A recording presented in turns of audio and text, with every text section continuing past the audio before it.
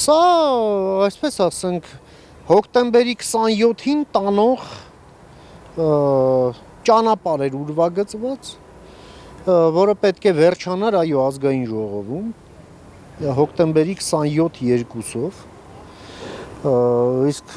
ազգային ժողով հասնելու համար այո նրանք պլանավորել էին հենց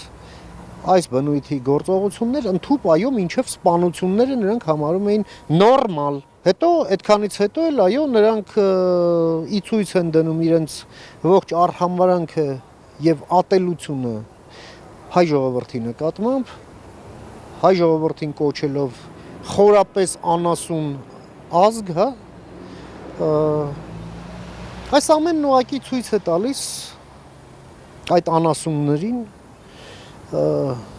թե ինչ աստիճանի բարոյական անկման են հասել այդ պսևդո հոգևորականները,